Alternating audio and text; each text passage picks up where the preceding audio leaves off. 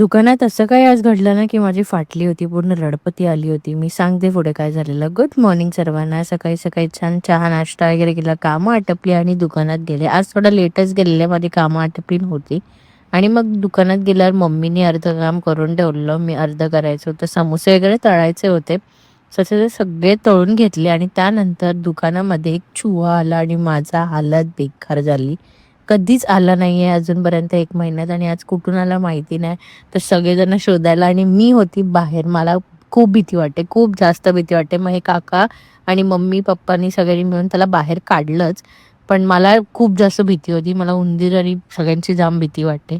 त्यानंतर दुकान वगैरे वाढवून घरी आलो. कालची पावभाजी मम्मीने दिलेली घरी, तर ती खाल्ली. ऑल टाईम फेव्हरेट माझं तारक मेहता का उलटा चष्मा बघत. त्यानंतर सगळी भांडी वगैरे आवरली. जेवण तर अगोदरच झालं होतं.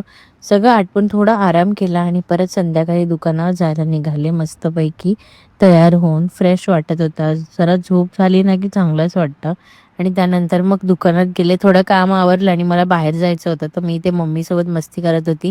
तिला अवॉर्ड दिलेला मी माझं एप्रेन घालायला आणि त्यानंतर कुंदनने मी गेलो बाहेर जरा काम होतं म्हणून.